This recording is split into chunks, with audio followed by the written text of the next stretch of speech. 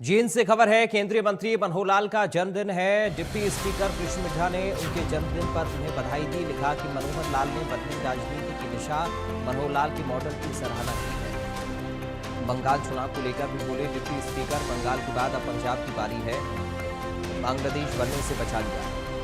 केंद्रीय ऊर्जा मंत्री मनोहर लाल के जन्मदिन के मौके पर आज जींद जिला मुख्यालय समेत विभिन्न स्थानों पर सेवा कार्यक्रमों की धूम रही। शहर के ऐतिहासिक जयंती देवी मंदिर स्थित पार्क में भव्य हवन यज्ञ और विशाल भंडारे का आयोजन किया गया। इस धार्मिक अनुष्ठान में हरियाणा विधानसभा के उपाध्यक्ष डॉक्टर कृष्णलाल मिड्ढा ने मुख्य अतिथि के रूप में शिरकत की और देश की सुख समृद्धि के लिए कामना की।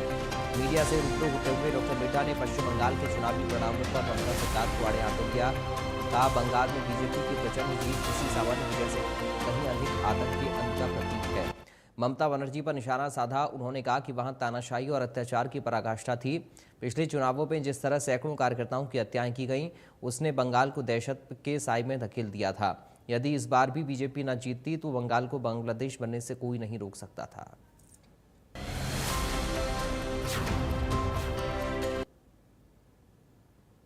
देखिए, आज जींद में बाबूजी मनोहर लाल जी के जन्म दिवस के अवसर पर जहां पर हवन, लंगर, भंडारा का आयोजन किया गया, वहीं पर कैंप लगाने का भी आयोजन किया गया मिड्ढा क्लिनिक की तरफ से और रिद्धि सिद्धि क्लब की तरफ से और हमारी सबकी मिड्ढा क्लिनिक और रिद्धि सिद्धि क्लब की के मिलन से ही ये कार्यक्रम हुआ है। और मैं धन्यवाद देना चाहूँगा हरियाणा की सभी जनता को कि एक नई शुरुआत अगर हरियाणा में किसी ने करने का काम किया तो बाबूजी मनोहर लाल जी ने किया, बिना पर्ची बिना खर्ची के। और कई ऐसी योजनाएं लाने का काम किया जिसमें से बिचौलियों को हटाने का काम किया। ये शुरुआत अगर किसी ने की तो मैं कहूँगा बाबूजी मनोहर लाल जी ने की।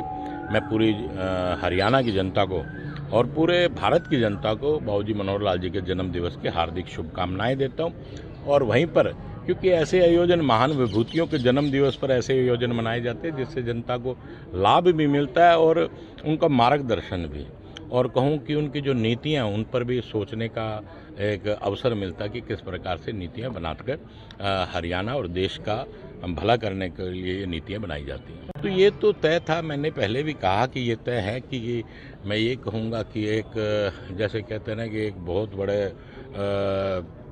मतलब कि राक्षस प्रवृत्ति के लोगों का नाश करने का काम किया है।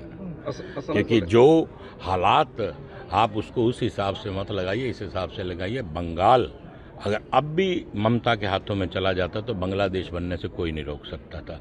ये मैं देश के प्रधानमंत्री जी का, अमित शाह जी का ये कहूँगा कि उन्होंने इस में विजय प्राप्त कर सभी देशवासियों ने, बंगाल वासियों ने विजय प्राप्त कर एक बांग्लादेश बनने से रोकने का काम किया।